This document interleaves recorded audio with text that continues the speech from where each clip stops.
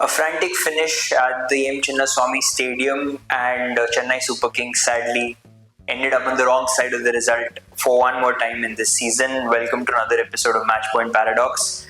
I am Abhishek. I have with me Ayush Mhatre, where we break down the humdinger of a contest in the IPL. Anish, I'll come to you. 6 runs needed of the final 3 deliveries. Did you think CSK will pull this off? Yeah, I mean, once that no ball went to a third umpire check and then was called above waist height, I think from 13 of 3, 6 of 3, suddenly you're halving your target. And from there, I think it was doable. It was one boundary away from there.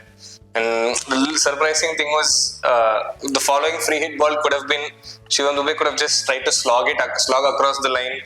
Dayal, is a specialist in going for the block hole, and that's what he had been doing for the previous 3 balls in the over as well. So I think some level of anticipation was required then. But he chose to play it safe. Obviously, he was looking for the slower delivery.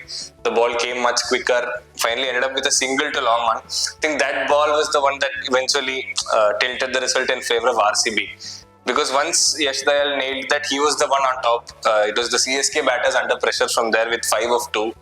And for the second season in a row in the Chinnaswamy, it's Yash Dayal that breaks CSK hearts.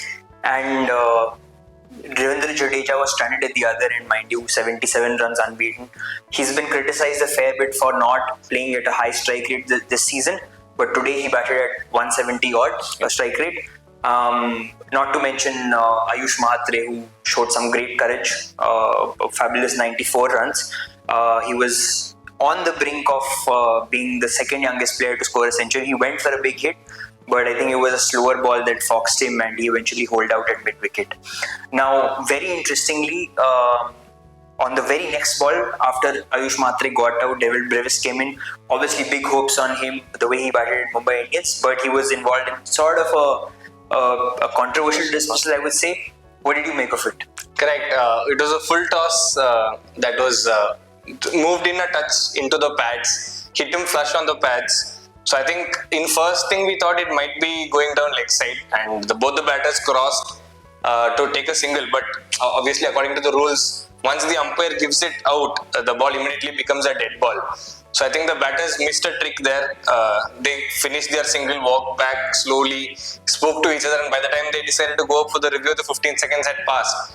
And the rules clearly state that you cannot take a review after that. So I think they could have been slightly smarter in that they knew that there was no point going for the run after the umpire had given them out on field. Should have probably gone up earlier, and that could have been course changing, because ball tracking suggested that the ball was doing a little too much and would have been missing the stumps. And with the kind of form Brevis was in, and I think at that stage it was 42 of 21 or something around that. Very doable looking at how CSK had been batting so far, and with the dew, every fielder around, we were discussing just during the game as well, every fielder in the boundary was carrying a towel with them because of the amount of dew in the Chinnaswamy today.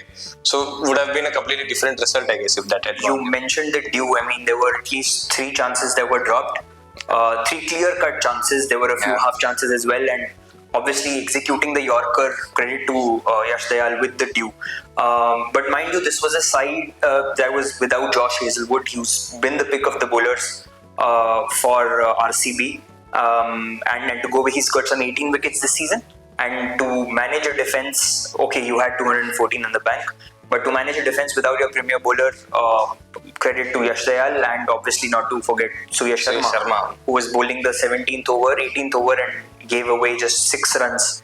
And that was really when CSK was pushed against the wall because they needed 35 of 18, and then just 6 runs came of the 18th over, and they were down to 29 runs of 12 innings.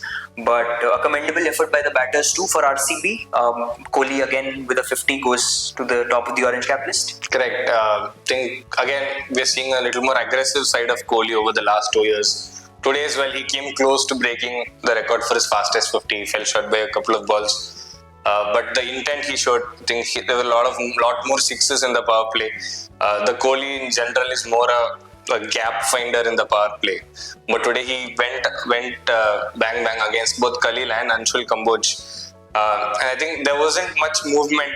Khalil is somebody who uses that new ball to move the ball both ways and get wickets. That wasn't there as much today for him.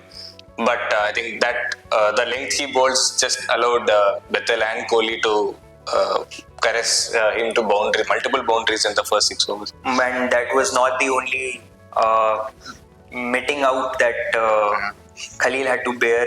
Romario Shepherd, the fact that RCB managed a 200 plus total was down to Romario Shepherd, who notched up the joint second fastest 50 in the IPL of just 14 deliveries, which included a 33 run over against Khalil Ahmed, which was the third highest that the IPL has seen.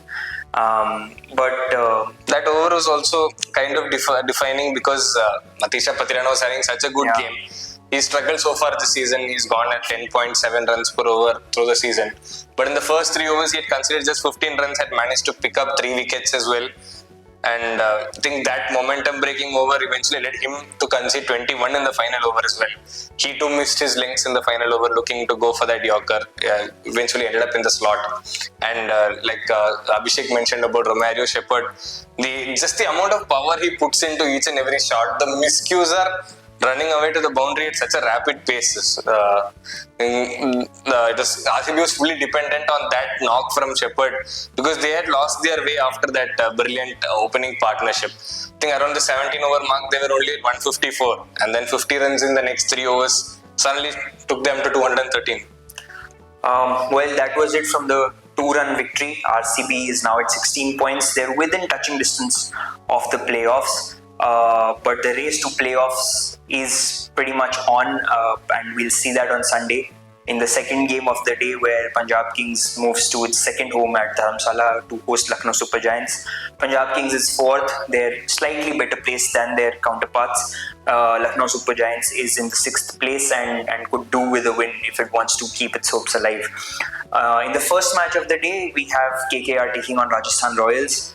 Rajasthan is obviously eliminated from the playoffs race, but KKR is clinging on by the barest of margins, and their captain Rahane is injured, so it will be interesting to see how the team fares in his absence, and a win would keep KKR, the defending champion, in the contest. For all the updates and news from those matches, you can tune into Sportstar.